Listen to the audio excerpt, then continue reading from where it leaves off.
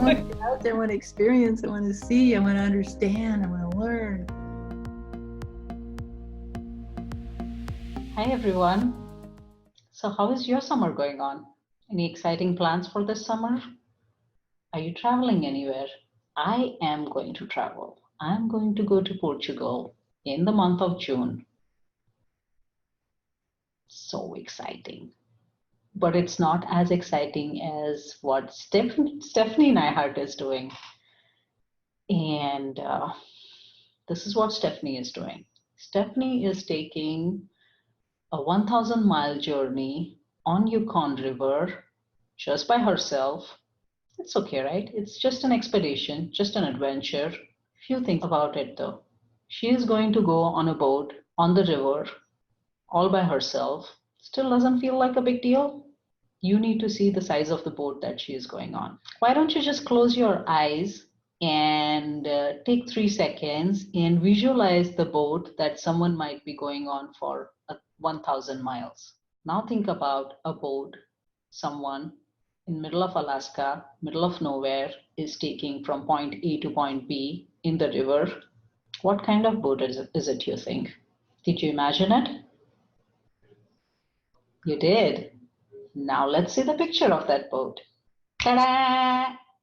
No, you didn't think of that boat. You did not think that she was going to row on that tiny little 16 feet boat for 1,000 miles all by herself, did you?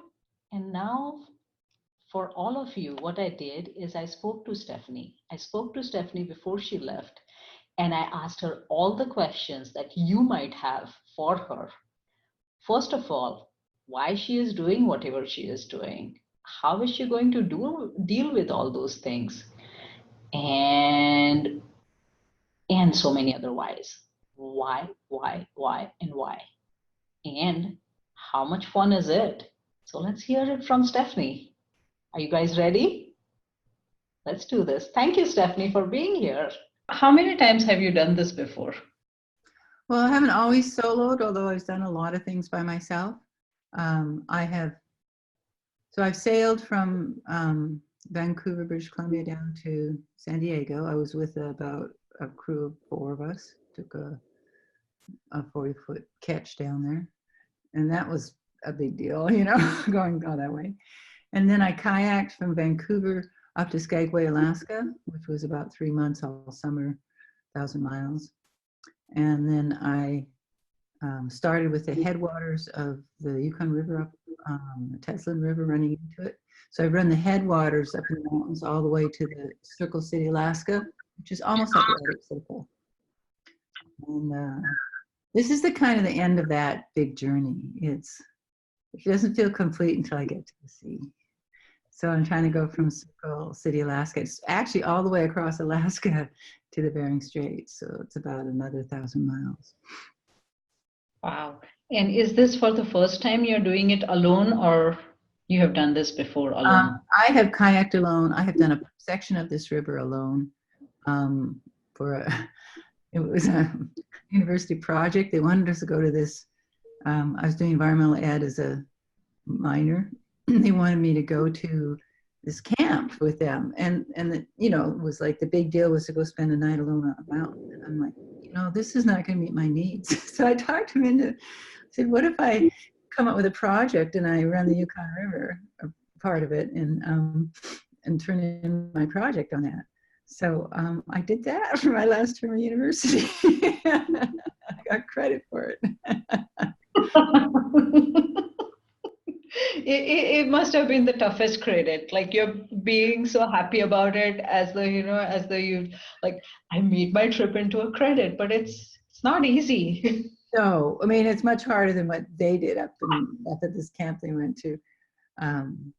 So it was a good challenge for me because I've always, when I was 18, I left on my bicycle and I worked and saved some money, and then I hitchhiked. I was one of Mitchner's drifters. I went over to Europe alone, hitchhiked around for almost a year.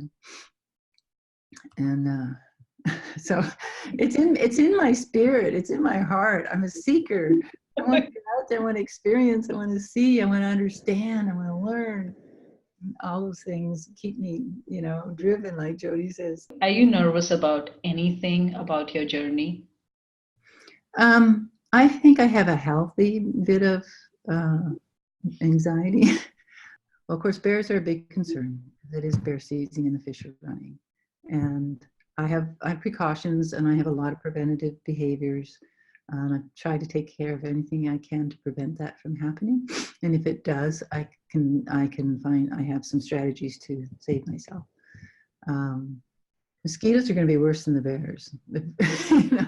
They make you nuts. It's black and it's so loud you can't hear anything. You're just like kind of in this place. So, but if you stay on the river and in the breeze, they're much easier to handle. And I have good mosquito netting.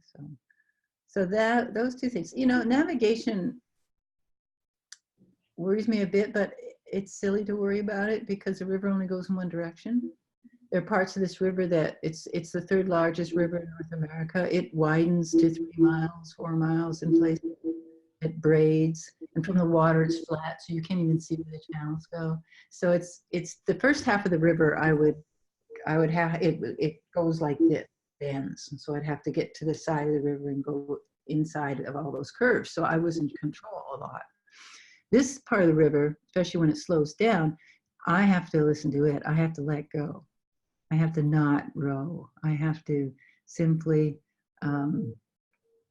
let the river guide me, let the current take me where I'm supposed to go. So that's in a metaphor in itself, It's just to listen to it from you sounds so beautiful. What's the reality? Thank you so much for sharing everything that you did. Oh, well, thank you. It's so nice to meet you.